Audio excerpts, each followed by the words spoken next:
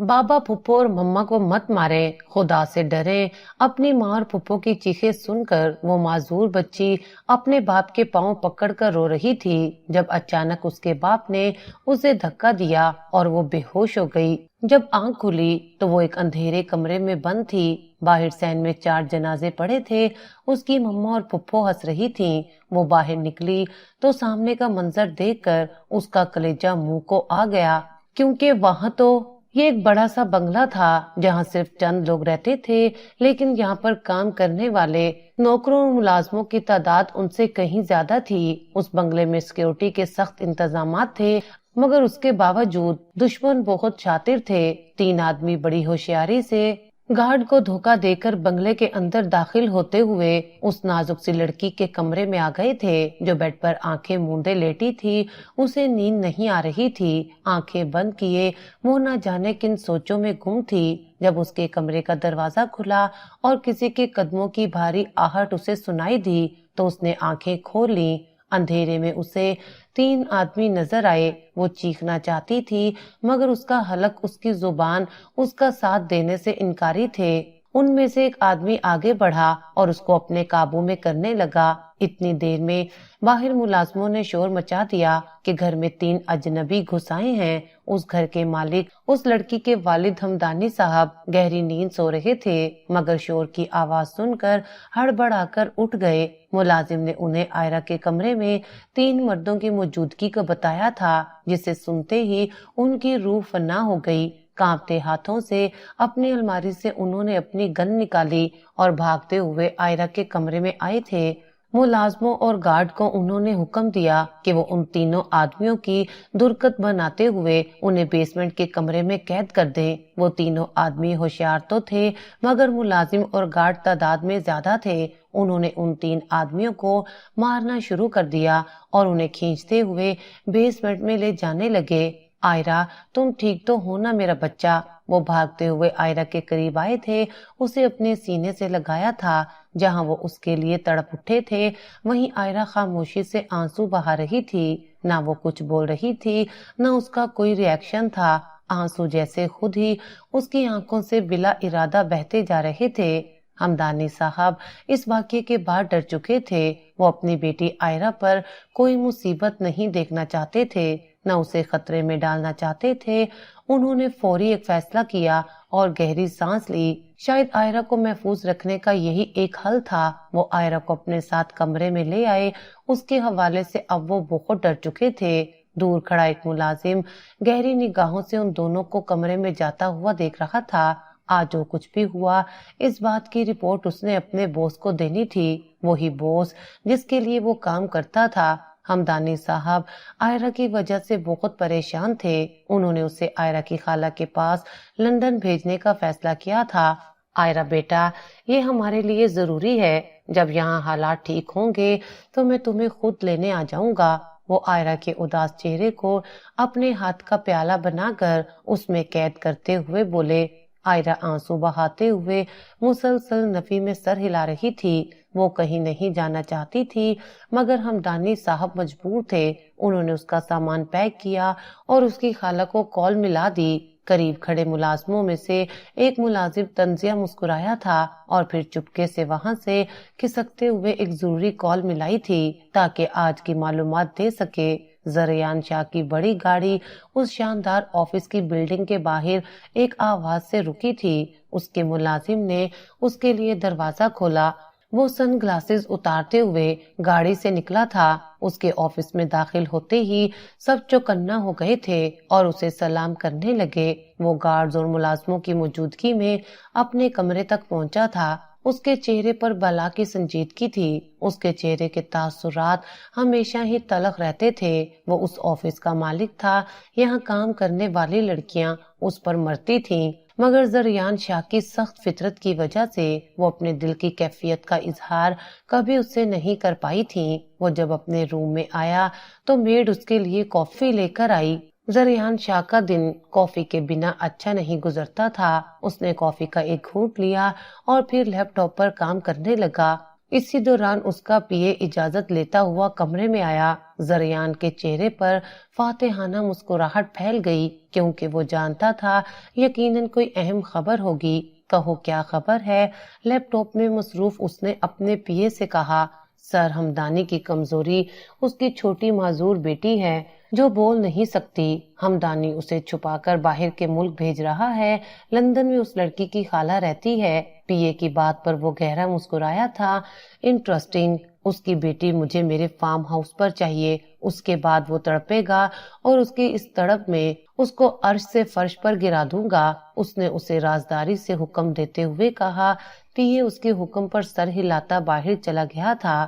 زریان نے لب سختی سے باہم پیوست کر دیے۔ اس کے دماغ میں ماضی کے دھندلے سائے رقص کرنے لگے۔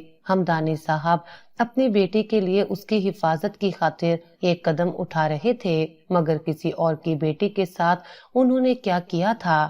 زریان بھائی، پلیز مجھے بچا لے، مجھے مار دیں گے یہ لوگ۔ بھائی، ایک معصوم آواز تھی جس میں بے پناہ درد تھا۔ وہ اسے بچانے کی ہر ممکن کوشش کر رہا تھا مگر وہ کچھ نہیں کر سکا تھا۔ آخری بار جب اس نے اس کا چہرہ دیکھا تو اس کی آنکھیں بند تھیں۔ اٹھو سارا، آنکھیں کھولو۔ وہ اس کے پاس بیٹھا روتے ہوئے اسے جھنجھوڑ رہا تھا مگر وہ زرد چہرے کے ساتھ آنکھیں بند کر کے ہمیشہ کے لیے دنیا سے منہ موڑ گئی تھی۔ ماضی کی دردناک یادیں آج بھی اس کے وجود میں کسی خنجر کی طرح پیوست ہو جاتی تھیں۔ تمہاری بیٹی کا بھی وہی حال ہوگا ہمدانی، جو تم نے میرے گھر والوں کا کیا۔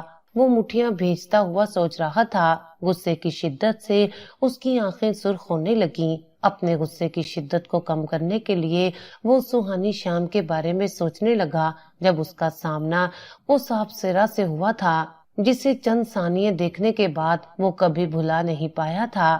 آج بھی اس خوبصورت شام اور اس لڑکی کے بارے میں سوچتے ہوئے اس کے وجود میں طمطانیت کی لہر دوڑ جاتی تھی۔ اس کے چہرے کے سخت تاثرات نرم پڑ گئے اور وہ لیپ ٹاپ پر ضروری ای میلز چیک کرنے لگا۔ اس کی آج شام فلائٹ تھی اور دوپہر میں اسے ایئرپورٹ کے لیے نکلنا تھا۔ ہمدانی صاحب اسے چھوڑنے کی تیاریاں کر رہے تھے۔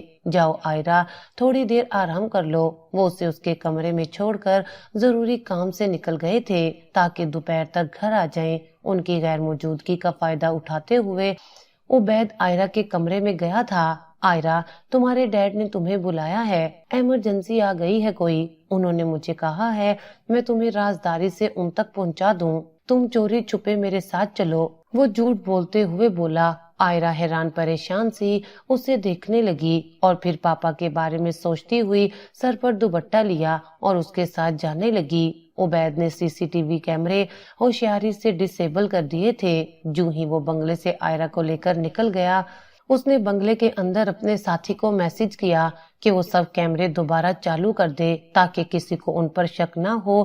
آئرہ پریشانی سے سیٹ کی پشت سے ٹیک لگائے بیٹھی تھی۔ جب کافی دیر گزر گئی تو اسے بھی تشویش ہونے لگی۔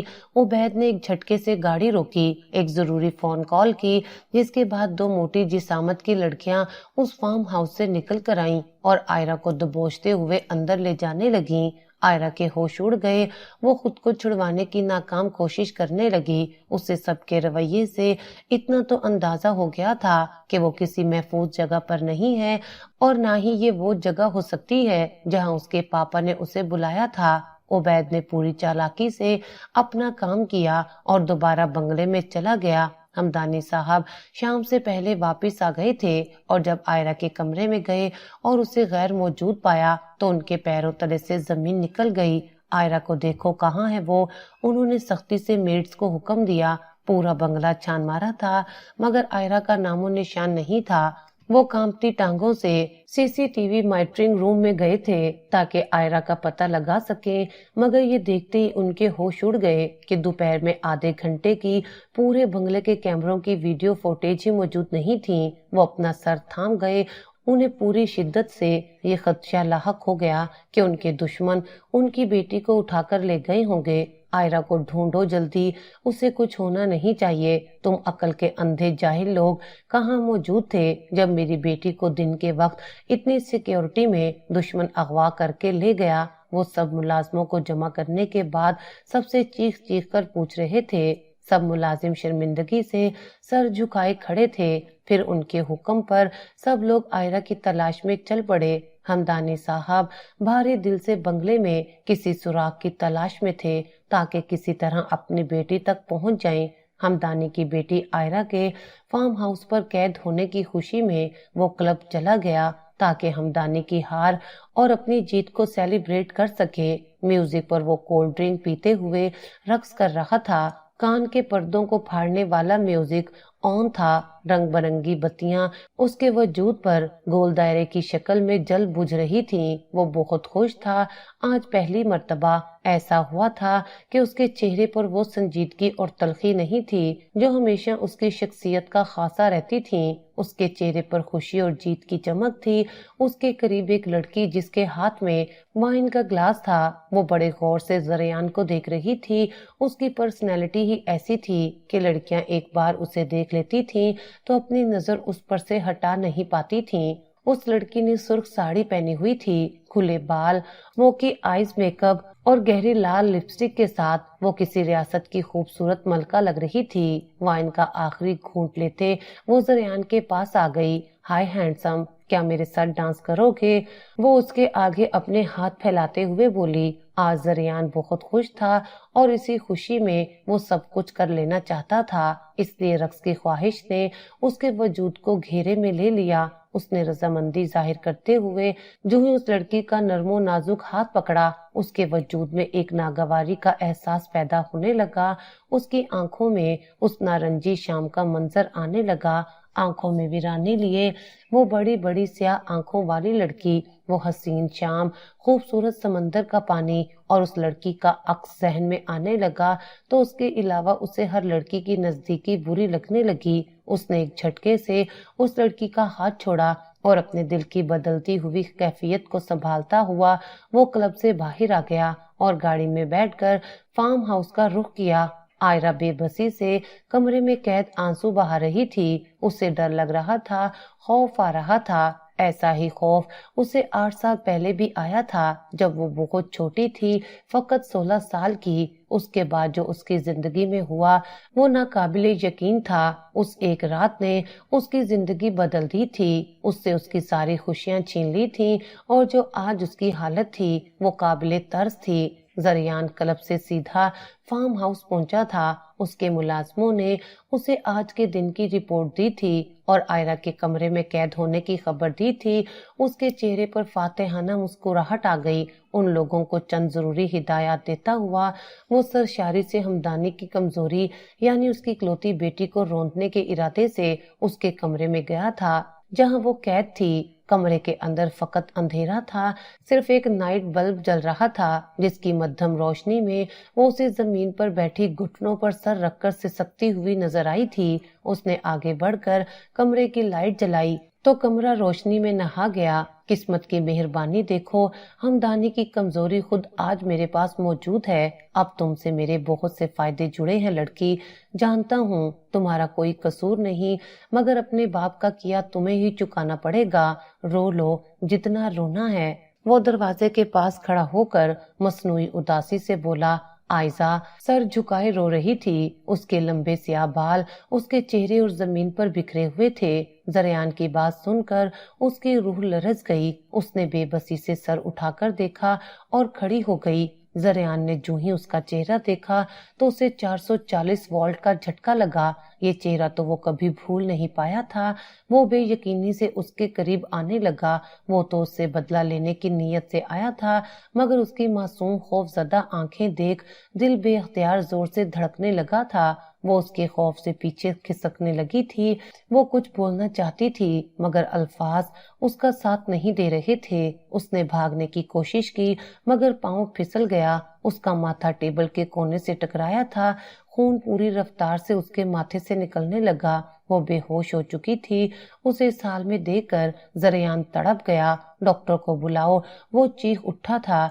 उसके हाथ पैर कांपने लगे। उसने उसके नर्मो नाजुक वजूद को अपने बाजुओं में उठाया और बेड पर लिटाते हुए उसके माथे पर अपना अंगूठा रख दिया ताकि उसका खून निकलना रुक जाए। پہلے ہی خون اس کے بائیں گال تک پہنچ چکا تھا۔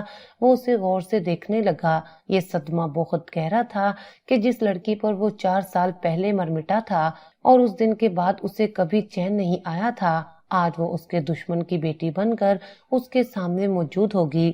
ڈاکٹر وسیم زریان کا خاص دوست تھا۔ اس نے آئرہ کے ماتھے پر پٹی کر دی تھی اور اسے انجیکشن بھی لگا دیا تھا، مگر وہ اب تک ہوش میں نہیں آئی تھی۔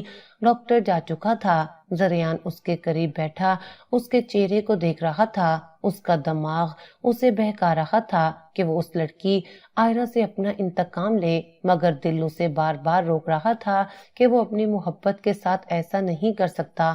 آئرہ اس کی محبت تھی۔ 4 سال پہلے ساحل سمندر پر اس نے آئرہ کو دیکھا تھا۔ 4 سال سے وہ اس کے عشق میں گرفتار تھا۔ وہ اس کا نام تک نہیں جانتا تھا۔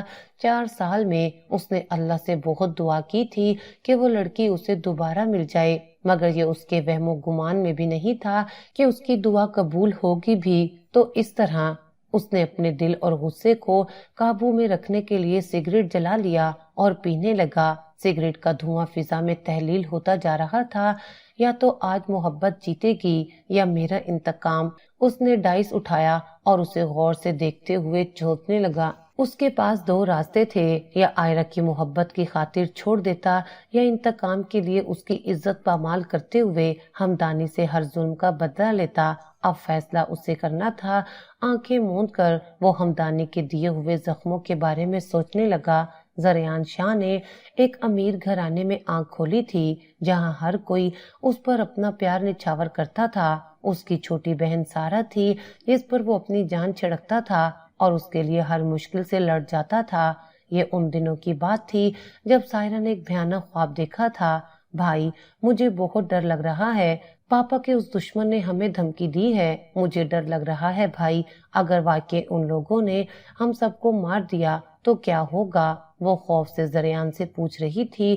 ہمدانی صاحب سے ان کی برسوں پرانی دشمنی تھی اور وہ شاہد صاحب کا کاروباری حریف رہے تھے۔ اس کے علاوہ بھی ہمدانی صاحب شاہد صاحب سے حسد کرتے تھے۔ میں ہوں نا تمہارے ساتھ سائرہ، میں تمہیں کچھ نہیں ہونے دوں گا میری گڑیا۔ وہ ہمدانی ہمارا کچھ نہیں بگاڑ پائے گا۔ سارہ کو سینے سے لگاتے وہ مضبوط لہجے میں بولا تھا، مگر وہ نہیں جانتا تھا کہ یہ باتیں محض ایک تسلی بن کر رہ جانے والی تھیں۔ وہ ایک سرد تاریک رات تھی۔ پورا ملک اندھیرے میں ڈوب گیا تھا۔ کسی بڑے تکنیکی نقص کی وجہ سے لائٹ چلی گئی تھی۔ جنریٹر بھی کام نہیں کر رہا تھا۔ شاہد صاحب نے UPS آن کروایا۔ سارہ کا دل دھک دھک کر رہا تھا۔ کسی انہونی کا خدشہ اسے بار بار ہو رہا تھا۔ پورے گھر کی صرف 2 لائٹس آن تھیں، باقی پورا گھر تاریکی میں ڈوبا تھا۔ یہ اندھیرا سارہ کو خوف زدہ کر رہا تھا۔ اس دوران دروازے کی بیل بجی اور دروازہ کھولنے پر ہمدانی اپنے لوگوں کے ساتھ گھر کے اندر داخل ہوا۔ وہ رات زریان پر بہت بھاری تھی۔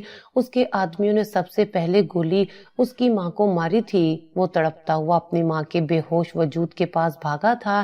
اس کا خون تیزی سے بہتا جا رہا تھا۔ شاہد صاحب کو ان آدمیوں نے سختی سے دبوچ رکھا تھا تاکہ وہ ان کے دفاع میں کوئی حرکت نہ کر سکیں۔ سارہ چیخ چیخ کر رو رہی تھی۔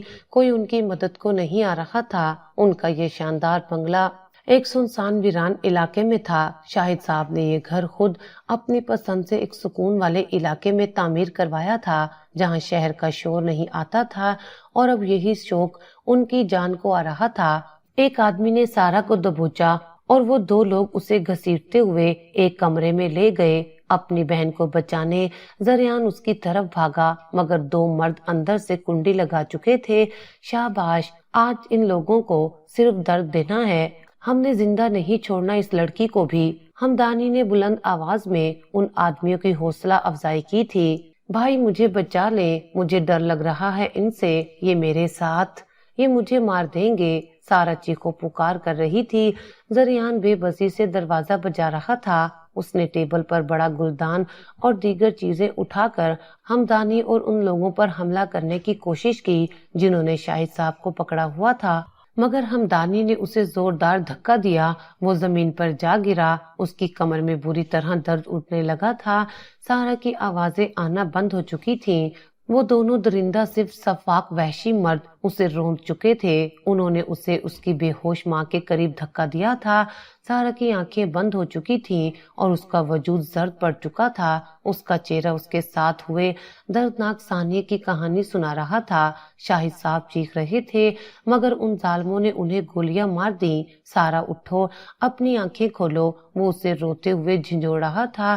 پھر اسے اپنے باپ پر گولیاں چلنے کی آوازیں آئیں اور پھر ایک گولی اسے اپنے وجود میں اترتی محسوس ہوئی۔ درد کی خطرناک ناقابل برداشت لہریں اس کے وجود میں اٹھنے لگیں اور وہ آنکھیں بند کرتا ہوا زمین پر جا گرا۔ یو پی ایس بند ہو چکا تھا اور 2 جلتی ہوئی لائٹس بھی بند ہو گئیں۔ اب فقط صرف ایک نائٹ بلب اس لاؤنج میں جل رہا تھا جو جنریٹر سے کنیکٹ تھا۔ اس سرد تاریک رات میں وہ چاروں ہوش و حواس سے بیگانہ پڑے تھے۔ اس گھر کے افراد پر آج کی رات کیسی گزری تھی اس کا اندازہ شاید کوئی نہیں لگا سکتا تھا۔ اگر کوئی غلطی سے اس گھر میں آ جاتا تو یہ منظر دیکھ کر شاید وہ اپنے ہوش و حواس میں نہ رہ پاتا۔ اس رات زریان شاہ کا سب کچھ لٹ چکا تھا۔ ہمدانی صاحب اپنے ساتھیوں کے ساتھ وہاں سے نکل چکے تھے۔ انہیں لگا تھا وہ ان چاروں کو مارنے میں کامیاب ہو چکے ہیں مگر ایسا نہیں تھا۔ زریان زندہ تھا، وہ صرف بے ہوش ہوا تھا۔ اگلی صبح جب لوگوں نے ان کے گھروں کے دروازے کھلے دیکھے تو فوری گھر میں داخل ہوئے تھے۔ ان سب کو ہسپتال پہنچایا گیا مگر صرف زریان ہی زندہ بچا تھا۔ گولی اس کے پیٹ کے دائیں سائڈ پر لگی تھی اور خوش قسمتی سے اندرونی طور پر کوئی گہرا نقصان نہیں ہوا تھا۔ 1 ہفتہ وہ ہسپتال میں رہا تھا۔ اس کے ماں باپ اور چھوٹی بہن مر چکی تھی۔ زریان کے ماموں اور خالہ سب سنبھال رہے تھے۔ انہوں نے ہی ان لوگوں کے کفن دفن کے انتظامات کیے تھے۔ زریان ہمیں بتاؤ اس رات کیا ہوا تھا، کس نے یہ سب کیا؟ پولیس آفیسر جو کہ ماموں کا دوست تھا وہ زریان کا بیان لینے آیا تھا۔ میں کچھ نہیں جانتا کہ وہ کون تھے، پاپا بھی نہیں جانتے تھے، وہ لوگ اجنبی تھے، شاید وہ لوگ ڈاکو تھے، صرف لوٹنے آئے تھے۔ پاپا نے انہیں روکنے کی کوشش کی تو غصے میں آ گئے اور پھر ہم پر حملہ کر دیا انہوں نے۔ زریان نے جھوٹ بول کر کہا وہ پولیس والوں کو سچ نہیں بتا سکتا تھا کیونکہ جانتا تھا اگر ہمدانی کا نام لے گا تو اسے چند دن کی جیل ہوگی اور اپنی دولت اور اثر و رسوخ کا استعمال کرتے ہوئے وہ جیل سے باہر آ جائے گا، جبکہ زریان اپنا انتقام خود لینا چاہتا تھا۔ ہمدانی نہ صرف امیر کبیر شخص تھا بلکہ وہ ایک مشہور سیاستدان بھی تھا۔ ممکن تھا اگر زریان اس کا نام بھی لے لیتا تو کوئی اس پر یقین نہ کرتا۔ اس رات کے بعد ہمدانی غائب ہو گیا تھا۔ کافی عرصے بعد زریان کو پتا چلا کہ وہ لندن شفٹ ہو گیا تھا۔ کبھی نہ کبھی تو قسمت تمہیں کھینچ کر واپس لائے گی اور میں تم سے ایسا انتقام لوں گا کہ تمہاری نسلیں تڑپیں گی۔ وہ اپنے آنسو روکتے ہوئے دل میں عزم کر چکا تھا۔ 4 سال بعد ہمدانی لوٹ کر آیا تھا مگر اس بار وہ زریان کی نظروں سے بچ گیا تھا۔ صرف چند دن رہ کر ہمدانی واپس لوٹ گیا۔ کافی سال گزر گئے تھے۔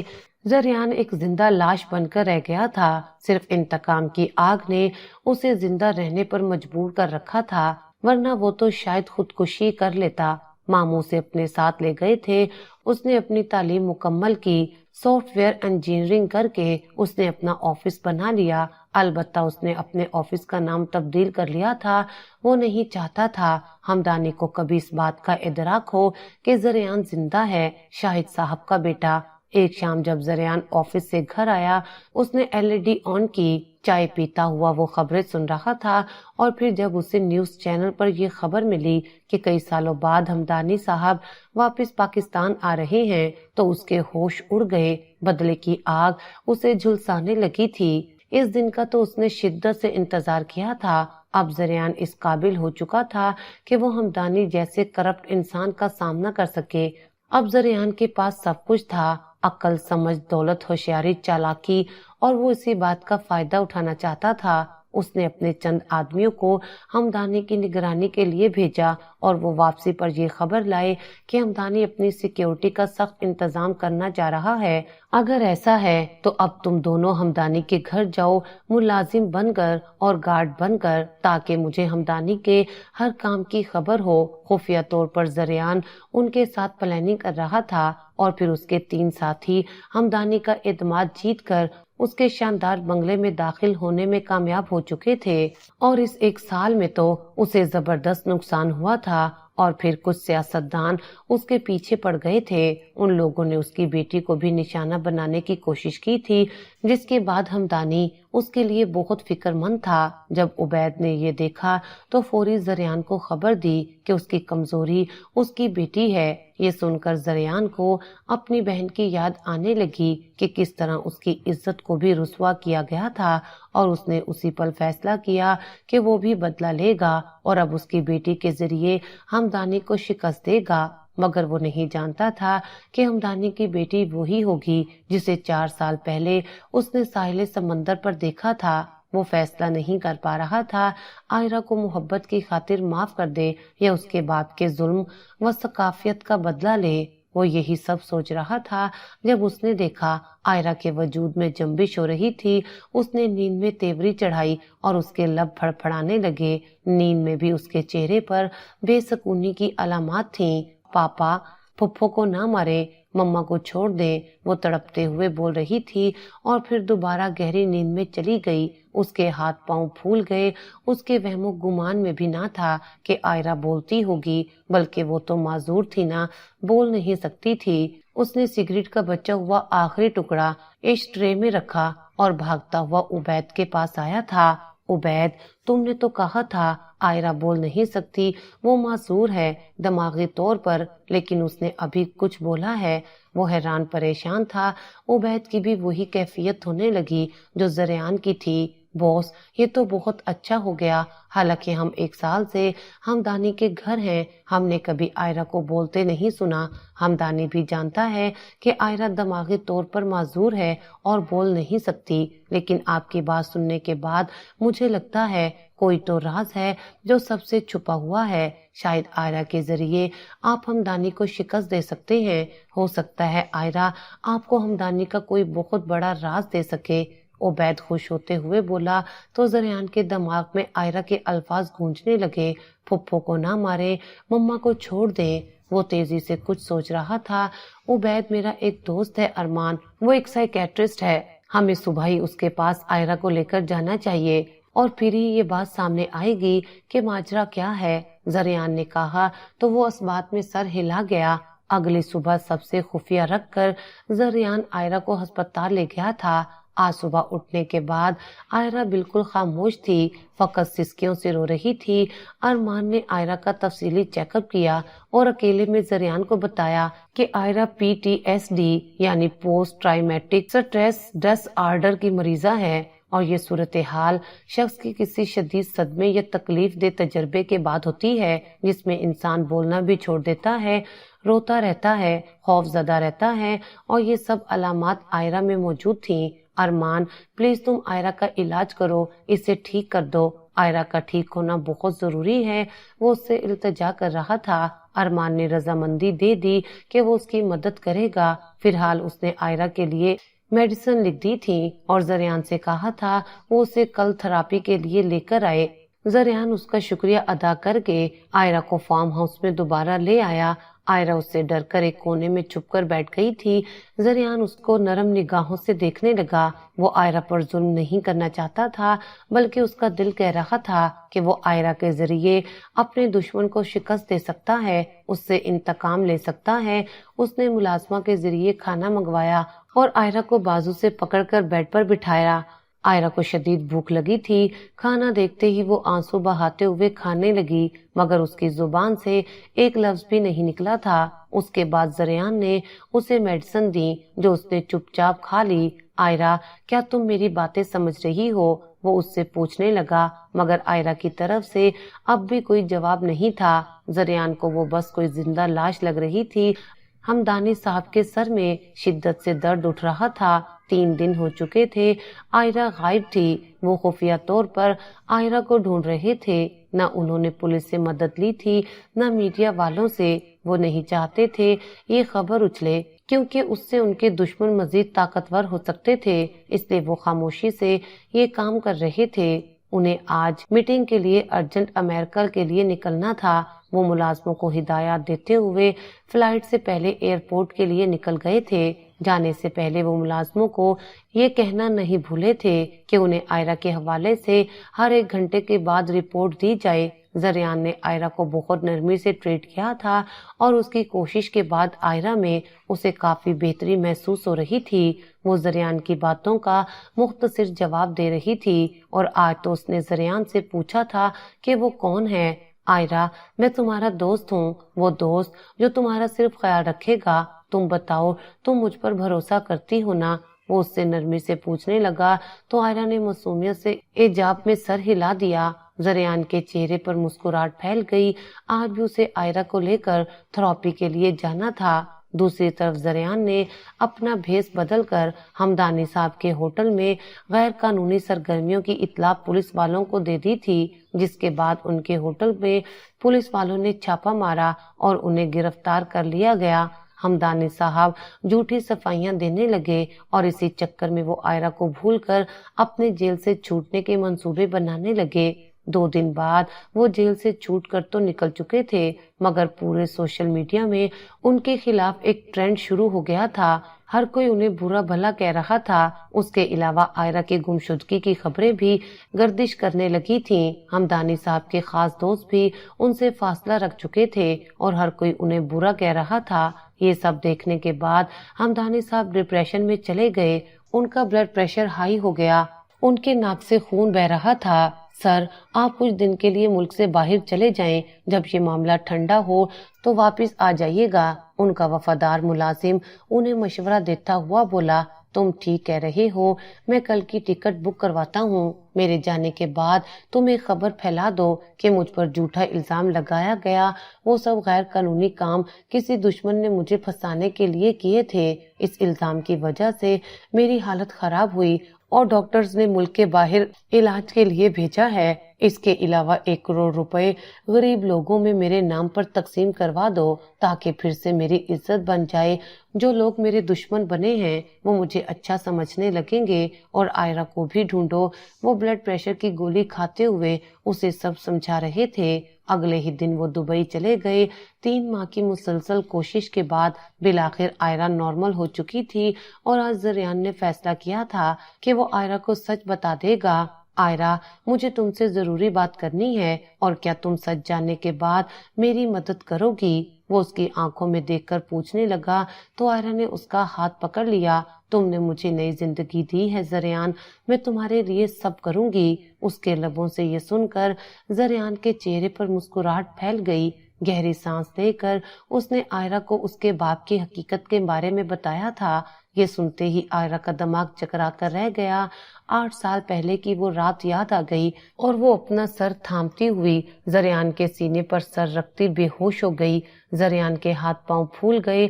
اس کا زرد پڑتا رنگ دیکھ کر وہ ڈر گیا کہ کہیں آئرہ یہ حقیقت جاننے کے بعد دوبارہ صدمے میں تو نہیں چلی گئی۔ اس نے اپنا سر تھام لیا۔ اسے لگا آئرہ کو بتا کر وہ سنگین غلطی کر چکا ہے۔ لرزتے ہاتھوں سے اس نے آئرہ کو گاڑی میں بٹھایا اور ڈاکٹر ارمان کے ہسپتال کا رخ کیا۔ وہ کوریڈور میں چکر کاٹتے ہوئے آئرہ کے لیے مسلسل دعا کر رہا تھا۔ تھوڑی دیر کے بعد ڈاکٹر ارمان نے اسے وارڈ کے اندر بلا لیا اور اسے تسلی دی کہ آئرہ بالکل ٹھیک ہے، صرف کمزوری کی وجہ سے اس کا بلڈ پریشر لو ہوا تھا، جس کا نتیجہ بے ہوشی کی صورت ظاہر ہوا۔ آئرہ کو ڈرپ لگا دی گئی تھی، جس کے بعد وہ بہتر محسوس کر رہی تھی۔ ڈاکٹر ارمان نے زریان کو کہا تھا آج رات آئرہ کو ہسپتال ہی رکھنا ہوگا، مگر آئرہ کی ضد تھی کہ وہ آج گھر ہی جانا چاہتی ہے۔ پلیز آئرہ، تمہاری صحت کا معاملہ ہے، میری خاطر آج رات رہ لو، میں بھی تو تمہارے ساتھ ہوں۔ وہ اس کے معصوم چہرے کو دیکھتے ہوئے بولا، مگر وہ مسلسل نفی میں سر ہلاتے ہوئے رو رہی تھی اور ضد کر رہی تھی کہ اسے اس کے ساتھ گھر جانا ہے۔ زریان اس کی ضد پر بے بس ہو گیا اور اسے لے کر گھر جانے پر راضی ہو گیا۔ رات کو وہ اس کے لیے دودھ کا گلاس اور میڈیسن لایا تھا۔ وہ دونوں اب تک فارم ہاؤس پر موجود تھے۔ آئرہ نے میڈیسن کھا لی تو زریان نے شکر ادا کیا کہ وہ بہتر تھی۔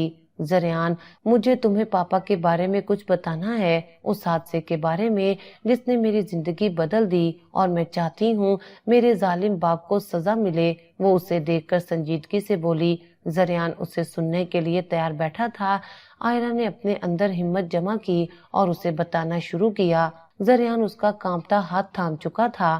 ہمدانی صاحب نے بچپن میں غریب گھرانے میں آنکھ کھولی تھی اور ان کی زندگی کا ایک ہی مقصد تھا، وہ تھا بے شمار پیسہ حاصل کرنا۔ وہ اپنے اس مقصد کی خاطر بچپن سے ہی ہر جائز ناجائز کام کرنے پر راضی ہو جاتے تھے۔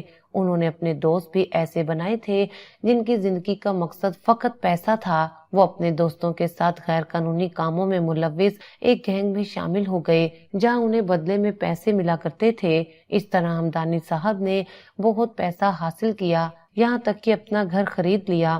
اس کے بعد وہ یہ سب پروفیشنل طریقے سے کرنے لگے تھے۔ انہوں نے اپنے کاروبار کی بنیاد ڈالی اور اس گینگ سے تعلق توڑ لیا۔ بزنس کی دنیا میں قدم رکھنے کے بعد بھی وہ 2 نمبر کاموں سے باز نہیں آئے تھے۔ ہر شخص سے کامیابی میں اوپر جانا ان کا خواب تھا۔ انہوں نے اپنے دوستوں کی دیکھا دیکھی سیاست میں بھی خوب پیسہ لگایا۔ یوں انہوں نے معاشرے میں اپنا ایک نام بنایا جہاں ہر کوئی انہیں عزت سے دیکھتا تھا، مگر اندر سے وہ کتنے منافق، دھوکے باز اور کرپٹ انسان تھے یہ کوئی نہیں جانتا تھا۔ ان کی شادی بھی ایک امیر عورت سے ہوئی تھی جس کے بعد ان کے گھر آئرہ پیدا ہوئی۔ اپنی بیٹی سے وہ بہت محبت کرتے تھے، مگر ایک رات جو ہوا وہ ان کے وہم و گمان میں بھی نہیں تھا۔ انہوں نے ایک مشہور سیاستدان کو مروا ڈالا تھا اور وہ مشہور سیاستدان کوئی اور نہیں بلکہ ان کی ہی بیوی کا کزن تھا۔ جب سمیرہ بیگم نے یہ سب ان کے منہ سے چوری سنا تو ان کے پیروں تلے سے زمین نکل گئی۔ اپنے شوہر کی سچائی جان کر کہ وہ کتنے مکار دھوکے باز انسان ہیں، ان کا دل ٹوٹ گیا۔ حالانکہ وہ ہمیشہ اپنے شوہر کو ایک نیک انسان سمجھتی تھیں۔ آپ اتنے لالچی، دھوکے باز اور مکار انسان ہیں، میں نے سوچا نہیں تھا۔ آپ کا یہ اصلی چہرہ میں دنیا والوں کے سامنے لاؤں گی، سب تھو تھو کریں گے آپ پر۔ وہ روتے ہوئے بولی۔ ہمدانی صاحب کی بہن بھی وہاں آ گئی تھی۔ ہمدانی صاحب انہیں روکنے کی کوشش کرنے لگے۔ ان کا سچ ان کی بہن اور بیوی جان چکی تھیں اور وہ دونوں یہ سچ سب کو بتانے کی ضد پر تھیں۔ یہ ہمدانی صاحب نہیں ہونے دینا چاہتے تھے اور ان پر شیطان غالب آنے لگا۔ انہوں نے اپنی ہی بیوی پر حملہ کر دیا اور انہیں جان سے مارنے لگے۔ پھپھو بھی انہیں بچانے کی خاطر اپنے بھائی کی ثقافیت کا شکار ہو گئی تھیں۔ آئرہ تڑپ کر کمرے سے نکلی اور اپنے باپ کو روکنے لگی، مگر اس کے باپ پر شیطان سوار تھا۔ انہوں نے اپنی بہن اور بیوی کو مار ڈالا تاکہ ان کا سچ کوئی جان نہ سکے۔ آئرہ کو سخت صدمہ پہنچا، وہ وہیں بے ہوش ہو کر گر گئی اور جب اسے ہوش آیا تو سب بدل چکا تھا۔ نہ وہ بولتی تھی نہ ہنستی تھی، فقط روتی رہتی تھی۔ ہمدانی صاحب کو دکھ تو بہت ہوا کہ انہوں نے اپنی بیوی اور بہن کو مار ڈالا، مگر یہ کون سا ان کا پہلا قتل تھا؟ آج سے پہلے بھی انہوں نے کئی لوگوں کو مار دیا تھا صرف اپنے فائدے کے لیے۔ زریان، میرے پاپا نے میری مما اور پھپھو کو بھی مار ڈالا۔ زریان، وہ بہت ظالم شخص ہیں، پلیز ان کو سزا دلواؤ۔ میں آج تک ان کے ساتھ تھی کیونکہ میں دماغی طور پر نارمل نہیں تھی۔ اگر میں ٹھیک ہوتی تو میں کبھی ان کے ساتھ نہ ہوتی بلکہ ان کا سچ سب کو بتاتی۔ مجھے بہت نفرت ہے اپنے ڈیڈ سے، پلیز زریان تم مجھے کبھی مت چھوڑنا ورنہ میں مر جاؤں گی۔ وہ یک لخت اس کے گلے سے لگتی ہوئی بولی۔ زریان کی آنکھوں سے آنسو بہہ نکلے تھے۔ اس نے کانپتے ہاتھوں سے اس کے گرد بازو حائل کیے۔ وہ اللہ کا شکر ادا کر رہا تھا کہ اس رات اس نے غصے میں آئرہ کی عزت کو روند نہیں دیا تھا۔ یہ سب بہت تکلیف دہ تھا کہ آئرہ کے دل کی تکلیف بھی اسی جیسی تھی۔ اب اسے یاد آیا کہ 4 سال پہلے اس شام آئرہ کی آنکھوں میں بھی اداسی اور ویرانی کیوں تھی۔ زریان، مجھے تم سے نکاح کرنا ہے، آئرہ نے خواہش ظاہر کی تھی۔ زریان تو پہلے ہی اس سے محبت کرتا تھا اور اسے دل سے اپنانا چاہتا تھا۔ اس کی رضامندی کے بعد ان دونوں نے نکاح کر لیا۔ آج شام زریان کو عبید نے خبر دی تھی کہ ہمدانی صاحب پاکستان واپس آ رہے ہیں کیونکہ عدالت میں ان کی پیشی ہے۔ زریان کے چہرے پر مسکراہٹ پھیل گئی کیونکہ اس کا مقصد پورا ہونے والا تھا۔ آئرہ، کل کا دن ہماری جیت کا دن ہے۔ کل تمہیں اور ہمیں کورٹ جا کر ہمدانی صاحب کا سچ سامنے لانا ہے، وہ آئرہ کو سمجھاتے ہوئے بولا۔ جو ہی ہمدانی صاحب پاکستان کی حدود میں آئے انہیں گرفتار کر لیا گیا۔ اگلے دن کورٹ میں انہیں پیش کیا گیا تھا۔ جب انہوں نے اپنے سامنے آئرہ کو کسی لڑکے کے ساتھ دیکھا تو ان کے ہوش اڑ گئے۔ پہچانا ہمدانی صاحب مجھے؟ اوہ آئی ایم سوری، بلکہ سسر صاحب، میں زریان ہوں، شاہد صاحب کا بیٹا اور آپ کی بیٹی آئرہ کا شوہر۔ وہ ہنستے ہوئے اپنا تعارف کروانے لگا۔ ہمدانی صاحب کے ہوش اڑ گئے، انہیں سخت دھچکا لگا۔ ہمدانی صاحب کے خلاف جو بھی زریان نے ثبوت جمع کیے تھے وہ سب اس نے عدالت کے سامنے رکھے، کچھ گواہان بھی موجود تھے۔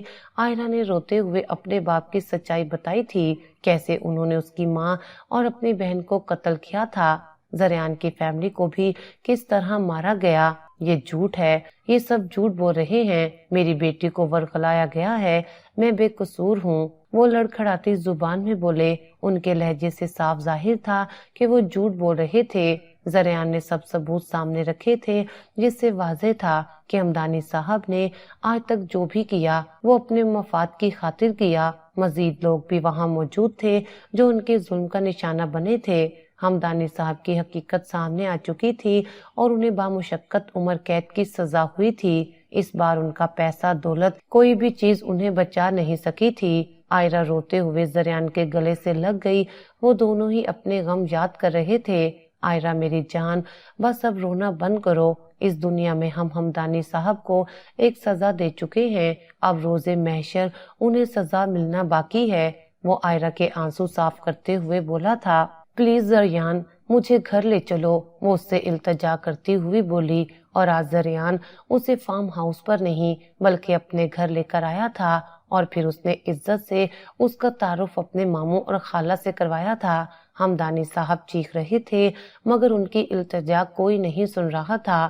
وہ جیل میں تنہا تھے جہاں کسی قسم کی روشنی بھی نہیں پہنچ رہی تھی۔ ان کا سارا مال اور قیمتی چیزیں حکومت نے ضبط کر لی تھیں اور وہ جیل میں تنہا رہ گئے تھے۔ تنہائی انہیں پاگل کر رہی تھی، دن سے ہفتے، ہفتے سے مہینے اور مہینے سے سالوں گزر گئے اور وہ اس تنہائی میں ایک ذہنی مریض بن کر رہ گئے تھے۔ یہ سزا بڑی اذیت ناک تھی کہ انہیں ساری عمر صرف بے بسی کی زندگی گزارنی تھی۔